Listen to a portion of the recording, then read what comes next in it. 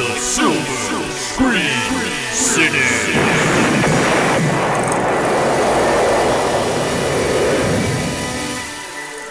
All right, welcome back to Silver Screen Cynics. This is Jared. All right, and there's Michael. Yay! And we are kicking off the next episode thanks to the summer blockbuster season starting with the new Captain America. We are going to have a summer blockbuster themed show. Yay! Let the games begin. Sweet. We're gonna be discussing the best summer blockbusters in our opinion, the worst summer blockbusters, the best experience we've had watching a blockbuster, and the worst experience we've had in a blockbuster. And what else are we gonna do after that? Yes, and we're also going to talk about what we would want in 5 years from now of another blockbuster. What if we could create a blockbuster? What would it be in 5 years? The dream blockbuster. I like it. Would it be a sequel? Would it be a reboot? Would it be something completely new and different? You'll find out on this episode. That's right. All right, let's get right into it. You go first. All right. This was really hard, especially since I used Jurassic Park in the last episode. I couldn't use it because that's my all-time favorite blockbuster. That's my all-time favorite movie. Everything, it ticks off all the boxes. This is my favorite. So I had a hard time figuring this one out, but I went with Inception. Ooh, yes. Now, I like this because it made me think a lot, and not a lot of movies do that. Especially summer blockbusters. They're known to be mostly big production value, big explosions and action and all that. But Inception was a thinking man's movie, and I really appreciate it. And I love that there's still to this day, there's tons of discussions going on about the meaning behind everything. And I love that. I love a movie that will continue to be watchable, like no matter what. And you can always try and gain more from it each time. Yeah, I remember when I saw this in the theater. I left the theater just being like, this movie was amazing, but I cannot stop thinking about it, and I kind of need to see it again, like right away. It was just that type of movie. Like, no movie have I left the theater so much is just like thinking so hard about what I saw and like trying to figure it out completely. It definitely is a movie that if you get it like right away the first time, good for you. That's saying something. That means you didn't really get it. Yeah. If you think you got it, you didn't get it. But you have to see it a couple times. It was definitely one of those movies where after I saw it for the like third time, I absolutely loved it. Mm-hmm. Great movie. Yeah, and I love to hear people talk about the ending, like, oh, did the top fall or did it not fall? That's not the point. The point is he doesn't care if it falls or not because he's happy where he is, and that's the explanation. There's everything else is irrelevant because all that matters is what Cobb thinks. Yeah, and I love that about Christopher Nolan movies. It's like, oh yeah, sometimes it's just left up for interpretation. Like, what do you think? Yeah. And you can kind of formulate your own opinion on how it ended. Mm-hmm. And it always has great discussion, which is, I think that's the whole point of why he puts it like that, is to just like start a conversation about it with your friends, That's the best though, because that's the stuff we thrive on because we like to discuss movies. And if we can keep discussing and talking about movies, then all the better. What is the best summer blockbuster for you, Michael? This was actually a tough question because there's definitely a lot of really good ones. But after thinking about it for a while, well, first of all, Inception is one of mine too, which I didn't want to talk about that. And in fact, other Christopher Nolan movies are up there really high on my list because they're great too. But for this, I really had to think kind of bright and summery and just what it captures, like the fun, humor, the explosions, the action. And I had to go with Iron Man 1, with Robert Downey Jr. That was such a gem. That movie, it was the first brick laid in the Marvel universe, cinematic universe. Of course, you can give Spider-Man with Tobey Maguire, directed by Sam Raimi, a lot of credit because he really brought the genre, back. Mm-hmm. but he didn't. That was Sony. That wasn't Yeah, he Marvel. brought it back from Batman and Robin. Yeah. So thank you, Spider-Man. We owe you. Yeah, that really kind of paved the way, but it was Iron Man that really made the Marvel movies what they are today. Yeah, and it set the bar, and my goodness, have I don't think they've really underwhelmed at all. I can't. Not at all. I I mean, mean, you could argue like Iron Man 2 was kind of lackluster, and a lot of people don't like Iron Man 3, but I enjoyed them. I mean, as far as you know, comparing them to maybe DC's efforts, I mean, yeah, when you see what's happening on the other side, yeah, it's not Marvel's really, just they're killing it. I think they've got the secret formula. They got the formula, and man, yeah. they should not let go of that because they know exactly what they're doing, and it's great. Yeah, and so yeah, Iron Man, and of course Robert Downey Jr. He really revived his career. He was getting his life already back together. Who didn't want to see Iron Man's suit flying around in the sky? It was so amazing at Hmm. the time, and it still stands today as such a great movie. So that's one of, if not my favorite blockbuster, It's summer blockbuster. Yeah. it's funny, like just thinking back, I don't remember Iron Man being all that special in the comics. Like for me, anyways, I was just like, Iron Man's all right. But then this movie came out, and just I was like, okay, I love Iron Man. he's Yeah, Iron he's Man he's is. pretty awesome. You didn't really hear about Iron Man all that much. It was all like X-Men and Spider-Man and then Hmm. the Avengers as a whole, but Iron Man wasn't like front center. But now and he's a big deal. He's arguably the most important character in the Yep. Avengers movies.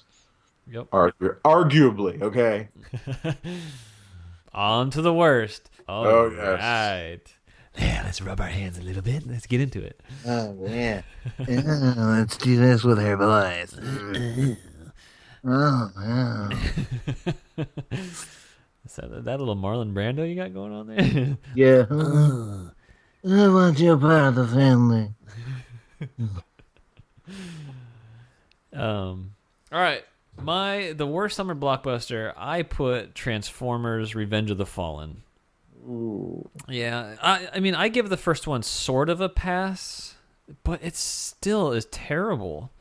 No. But man, did Transformers the second one just ugh. Everything that I didn't like about the first one was just heightened like tenfold in the next one. I mean, the humor. My biggest gripe with Michael Bay's movies, especially this one, is there is no target audience. His Yeah. his humor is too stupid for adults, and it's too crass for kids. Kids, yeah. There might be a sweet spot of like a 12-year-old like thinks that these jokes are funny, but Yeah. it's awful. I hated this movie, and of course you got Shia LaBeouf. He's probably in my top 3 least favorite actors of all time. Yeah. Michael Bay in my top 2 least favorite directors of all time. The other one might be on this list. Oh, will he? Stay tuned after the commercial break. Under all those fancy robotic transformer, Autocon, whatever, metal, what are they called? Autobots. Autobots. And Decepticons. Deceptibots. whatever. Decepticons. Deceptibots and Autocons. Oh, you kids in your robot cars. Underneath all that metal and exterior, they've just got poop running through their veins. They don't run on oil, they run on poop. Yep, they're like the Back to the Future DeLorean. Yes. They run on garbage. But this is probably one of the most clear-cut cases of how to determine what kind of moviegoer you are. If you hate these movies and everything that they are, you're most likely more critical and you care more about like structure and storytelling. But if you love these movies, then you're more about just the action and the fun and more visual watchers of movies, and that's fine. That's just not who I am. Wait, I'm sorry. don't Yeah, it's like good. If you like it, we don't hate you because you like it. That's fine. But We're we, just completely different. yeah, we're Zeros. just, yeah. Let's talk about something else, is what I would say. Yeah. I like to get into it. I like seeing why people like movies. It's fun to get into it, into fun discussions with people, especially with people with such differing opinions, because it's so outside of my mind why someone would like something like that. But I like to find out why people do, and it's not like they're wrong. So Yeah, it's cool to get inside someone's head and be like, why exactly do you like a Michael Bay movie? yeah. And they're like, I don't know, it was just fun. You're Yeah. like, ugh. All right. But yeah, let's get into it. Let's see what other fun we've got on the list. All right. Well, for my worst blockbuster pick, I had to put The Happening by M. Night Shyamalan. That's Schlarmalarn. Shyamalan. All right. First of all, this isn't the first time we've talked about this movie on the show, but that's okay because we're going to talk about it again. I almost thought about this being for one of my worst blockbuster experiences, but the fact that it was so terrible made it kind of fun seeing it. First of all, had really high expectations for this movie. I was like, this is the one where M. Night Shyamalan is going to pull it around. He's going to make a scary movie again, and it's going to be really weird and I don't creepy. think I've ever said that going into a M. Night movie. Have a little faith in Shyamalan. You're like, nope, never came out of my mouth. For those of you who don't know, that might not remember, The Happening is about a happening where people are just randomly deciding to go crazy and just instantly kill themselves. And it is being pretty much put on, spoiler alert, by the trees. The trees are making people do this because humans are destroying the planet. Yeah. And it's got the worst performances by Mark Wahlberg. We're just saying a lot. Well, you need to, if you're listening to this, go look up a YouTube video of Mark Wahlberg's acting in this movie. It is hilarious. His performance is so hilariously bad. What? No. No. You are in my lemon drink. What? No. And then he's talking to the fake plant. And it's like, oh my god. Ugh. It was awful. I still remember. I was in Target, and when I received a call from Michael, who had just seen The Happening, and you're like, you know what? I don't care. I'm spoiling it for you. The bad guy was the trees. And I was like, no, you're kidding. And you're like, I am serious. The trees were the bad guy. I laughed so hard. I couldn't believe it. And I had to watch it. I went and watched it, and sure enough. Well, 'cause that's really funny because Jared had already been like a long time M. Night Shyamalan hater. He had already been like, no way am I seeing this. But I'm like, maybe it's good. It's probably bad, but I was not prepared how terrible it was. And it's so funny that as soon as I told Jared, he had to see it. It's one of the most awesomely bad movies ever. Yeah. You can't pass that up, that premise. A tree started The Happening. Oh man, but it wasn't like a big part in the movie. It was like, let's come up with a bunch of random nonsensical reasons for the happening and write it on a board and throw a dart at the board. It was like, all right, trees. Trees did it. It was just really like lazy and awful. Mm-hmm. Unless it was like the epicenter of the idea that M. Night was working on. I want to do a scary movie where the environment is like a slasher in a slasher movie. But we don't know. We don't know what's going on because of the pheromones from the trees or the pollination. The pollen levels are lethal. See, that's one of my least favorite things ever, is because it's not very hard to build mystery because you don't have to explain anything.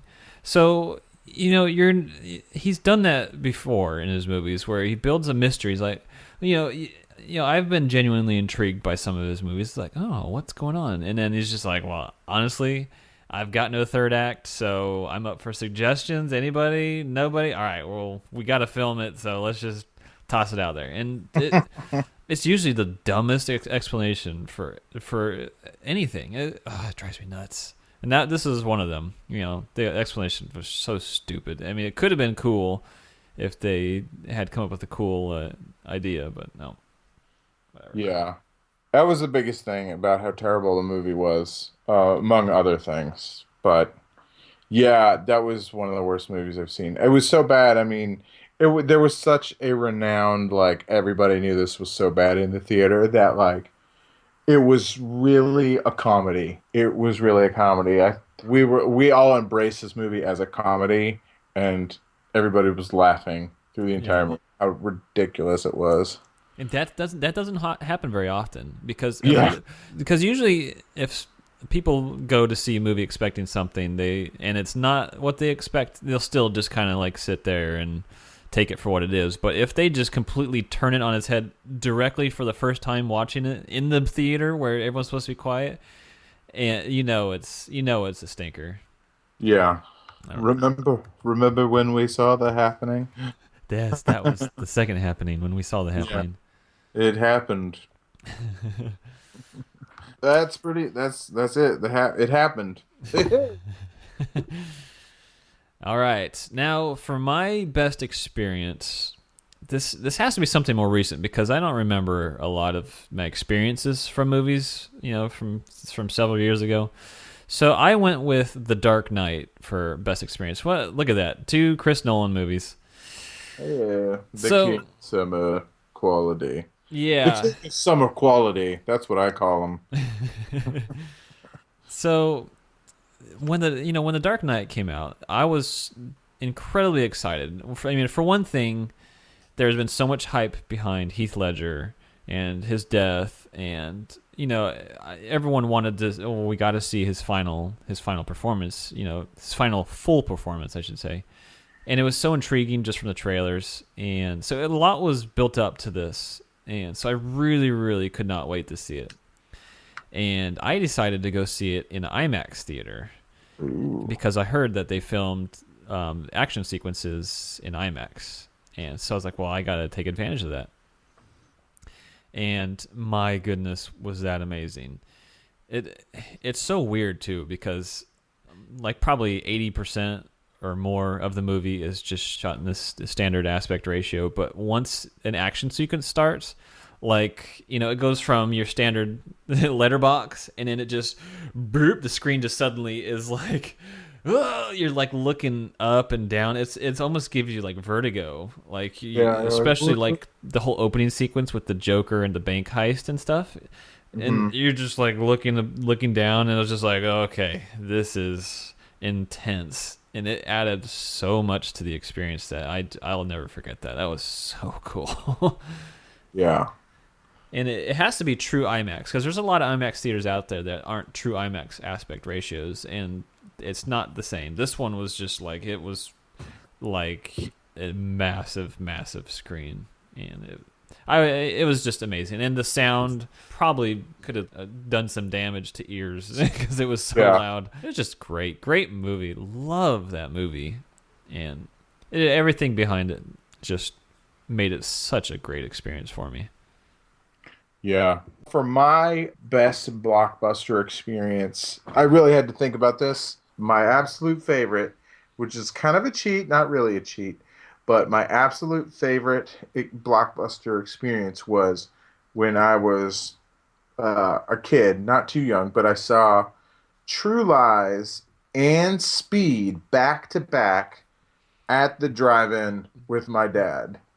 And that was epic. First of all, the drive-in, it was in Albuquerque, New Mexico. It had 12 screens, and it was just like in this massive, giant field. Everybody was in the middle, and the screens were just going around the whole thing. That's amazing. So you could honestly like watch another movie, and it was just like, okay, Yeah. First movie was True Lies, and this wasn't so much about, how amazing these movies were. Was True Lies and Speed are probably two of the best action movies of the 90s. I agree. Yeah. Amazing movies. But it was just the experience. It was late night. I had to been probably in sixth grade, fifth grade. After seeing True Lies, I was like, how could this next movie be as awesome? And then it was as awesome. And I was just like, I can't handle it. It's too much awesome. Let me ask you this. Yes. Do you recall at all how your father reacted to the strip sequence in True Lies? Oh my gosh. Yeah. Well, thankfully there was no nudity in either of these movies. Uh-huh. This is the biggest concern. Not the violence, not the occasional F word, but nudity was priority one about not exposing your children to this. Mhm. So that scene, I remember being, oh my gosh, like I think we might have had an episode a while ago talking about the most awkward movie watching moments. Yes. And it was Ace Ventura.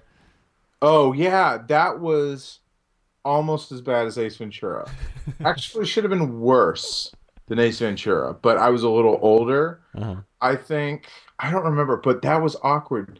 That's also like my least to this day, like least favorite scene of the movie, and I think that's why because I saw it with my father.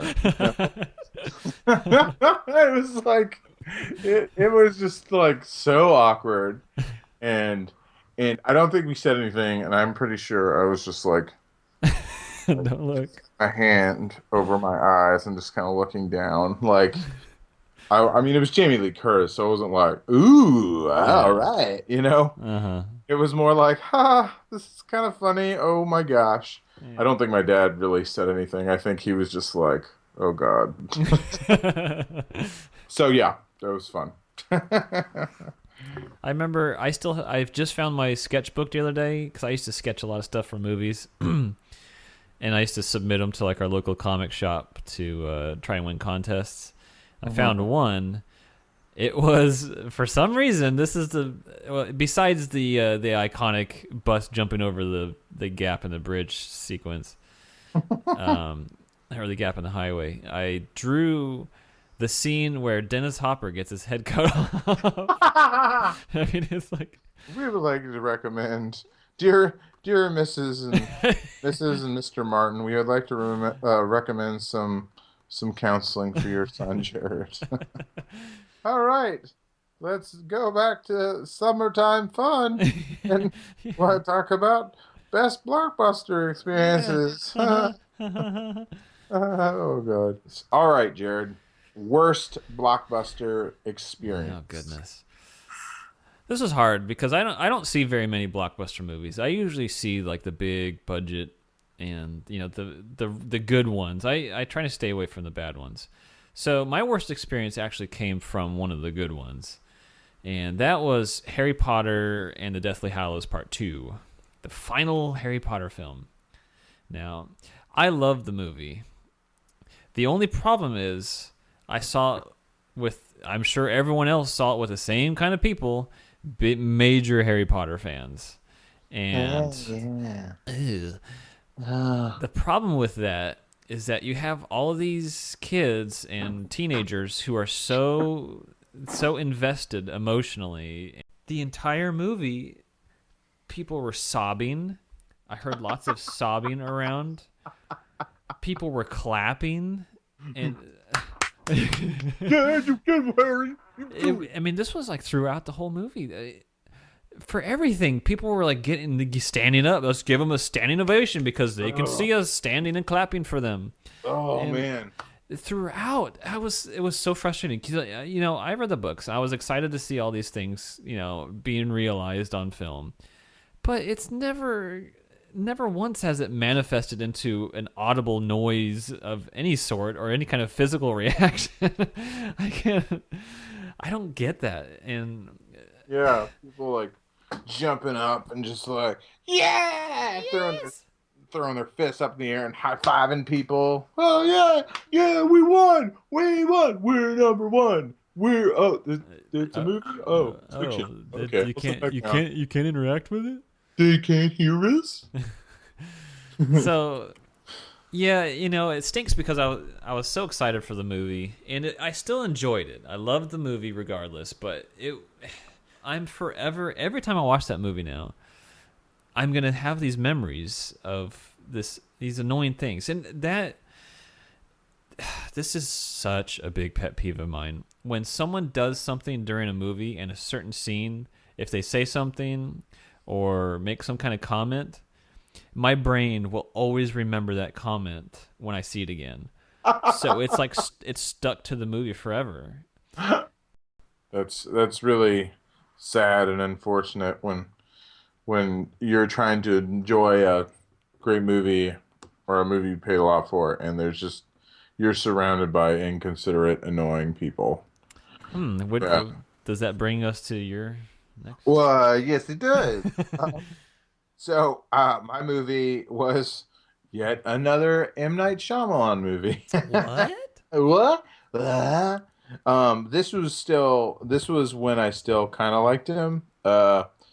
And I thought his movies were pretty good. I believe Signs might have come out the year before that. So, and I liked Signs. Haven't seen in a long time. Jared, shut your mouth. No, that's fine. That's fine. You can like it. No, I'm just kidding. Um, and so The Village, I was pretty pumped for it. From the previews, it looked pretty weird and freaky.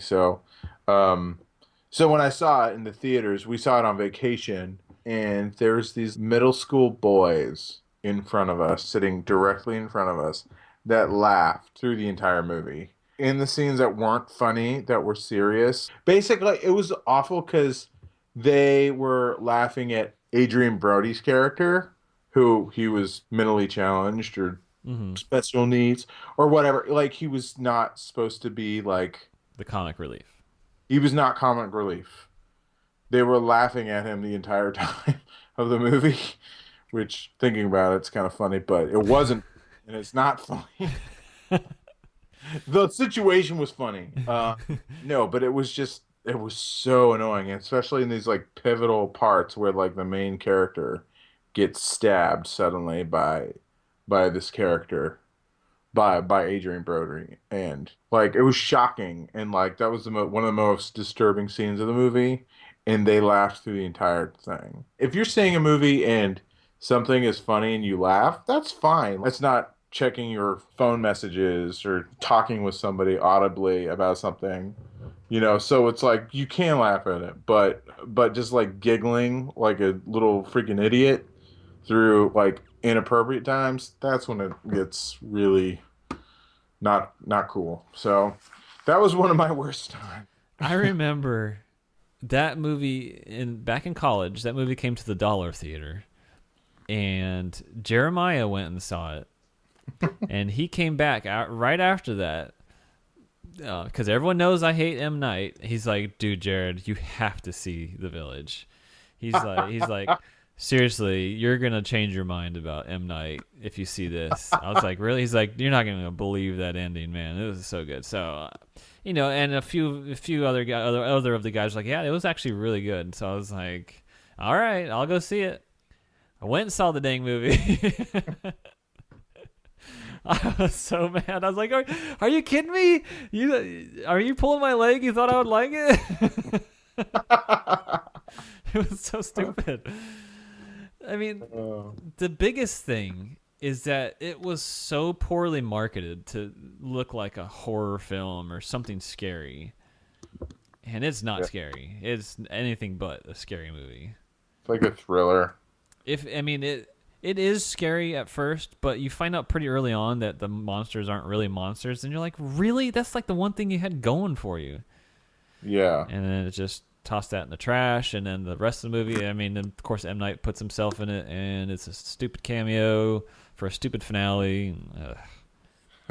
Hated that movie. Yes. Thanks, Jeremiah. Thanks, Jeremiah. Yeah, that was an interesting movie. I have mixed feelings about it. I'd like to see it again because I don't want to hate something just because. I would like to go and watch it again, and because I remember some really good scenes. I love the scene where Joaquin is running with Bryce Dallas Howard, and that like the really slow motion when they're running into the building away from the monsters. Like that's a really cool shot. I really like that. Yeah, there was a couple parts in that movie that were really freaky, but yeah, and it started off really good, but then like it just kind of fell apart, and you're like, Yeah. yeah, I did leave that movie disappointed. Uh-huh.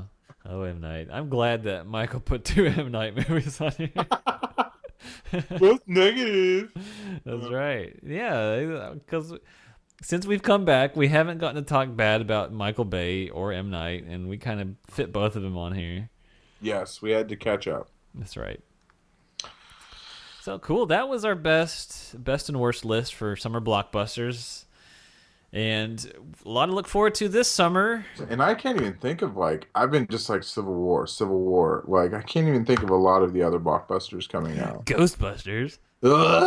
Oh my gosh. I think we need to discuss a couple of the blockbusters coming out that are coming up like Ghostbusters. We could maybe next week we could do a show on like most unnecessary sequels, or I don't know if we've done something like that yet. Yeah, unnecessary sequels. It's really good. Gosh, like Ghostbusters. Are you freaking kidding me? That has to be number one. There's no way they needed another Ghostbusters. Completely. I feel like it's been that like somebody's been working on it for like 15 years and they're like, we've got to do this, you know. They're like, wait, well, there's this whole gender revolution thing going on now. Maybe if we just switch it up a bit and make some girls, maybe then they'll green light it. And they're like, oh, this is genius. My nips are so hard because of it. Thank you.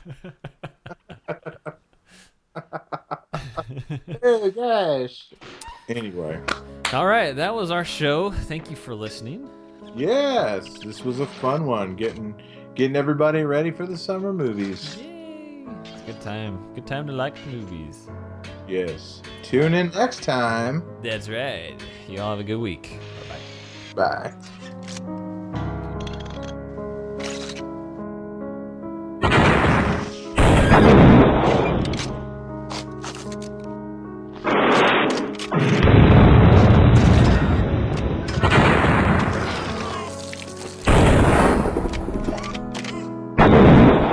Groovy.